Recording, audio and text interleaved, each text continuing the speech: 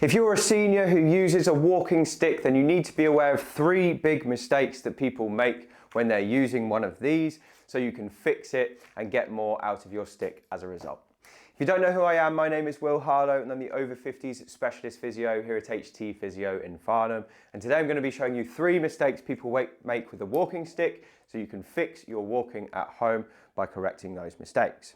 So there's 3 big mistakes I see people make with walking sticks, and the first one is to do with how long the walking stick is. So I've got this walking stick out of the packet to show you now, and I see many people coming in using their walking stick with it like this.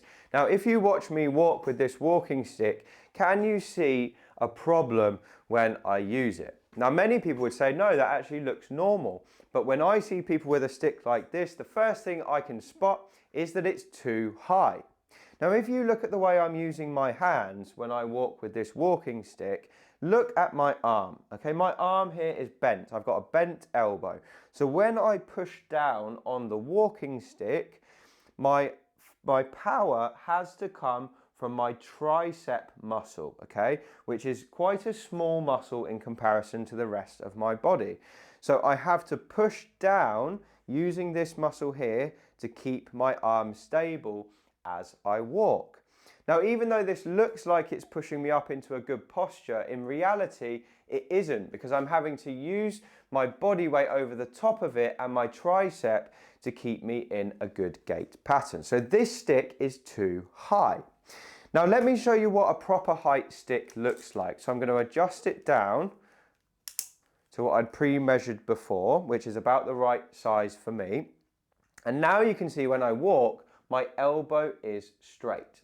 And because I've got a locked out straight elbow, I can actually put all the force of my arm down onto the stick, which means the force is coming from my whole upper body, my whole torso, rather than just from my elbow. Now, this gives me a lot more power to push down on, and if I have a weak leg here and I put the stick down like this, I can use all of the strength in my upper body to help to support me and to keep me on balance. So if you want to measure your stick up properly, there's a golden rule for doing so. What you should do is you should put your stick on the floor like this, and you should let your arm hang by your side. And you want your stick handle to line up with the first crease on your wrist here. So this wrist crease here is the one that should be lining up with the handle of the stick when it's hanging by your side. So you can do that as a really easy test at home. It will probably feel too short for you when you start, but what we want is for your elbow to be straight, which pushes you up into a better posture and allows you to use your stick better. Now, the second mistake I see people make with a walking stick is they use it in the wrong hand. Now, if you've got a right-legged injury, you might think it's best to use it in your right hand, so you can use it to support you like this when you walk. But in reality, that is not the right way to be using your walking stick. If you have a right-legged injury, you need to be using it in your left hand. Now, let me explain why this is the case. Okay, so I'm going to put the stick down for a moment. When we walk normally, and this is the way you've walked for most of your life, as you step forward with your left foot, your right arm swings forward. And this helps to keep your balance and keeps your momentum on your front foot so you can walk normally. So as we walk, we go opposite leg with opposite hand. Now, if you suddenly start using a stick in your right hand, what we're getting is the whole body is having to turn. We're off balance with every step. And even though it feels like your leg might be a little bit safer when you have the same hand going down as the leg, in reality, it's making you walk like a peg leg and you're not as stable as you could be.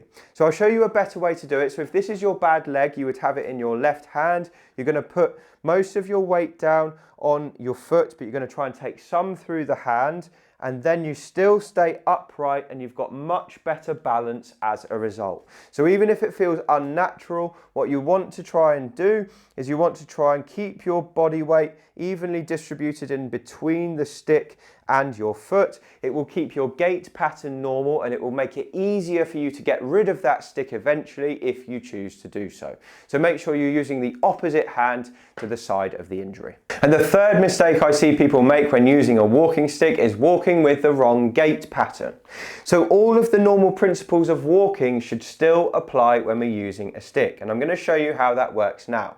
So a normal walking pattern without a stick should be your heel strikes the floor first, then you go over onto your midfoot, and then your other leg swings through, and as this heel strikes the floor here, you push through those toes. Now, none of that changes when you introduce a stick, except your stick should go down at the same time as the opposite heel. So I'm going to show you how that looks. So if I've got a bad left leg, I'm going to put my stick and the heel down at the same time. And as I go through onto my midfoot, my weight is going down through my straight elbow onto the stick.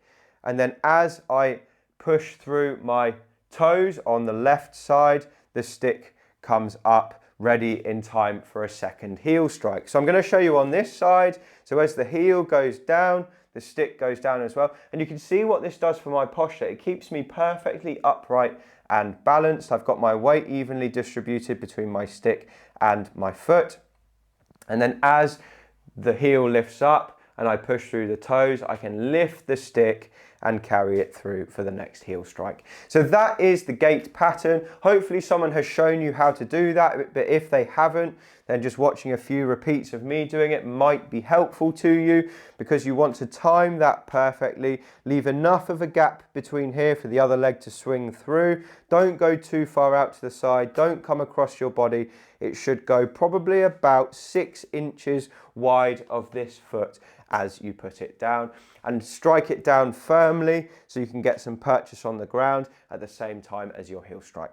So I hope that video has been useful. I do appreciate your time in watching. If you've enjoyed the video, please like it, subscribe to the channel and drop a comment below. And if you want to get more from me, you can pick up a copy of my book. It's called Thriving Beyond 50 and you can find it on Amazon using the link below. Anyway, thank you for watching and I look forward to speaking to you on the next video.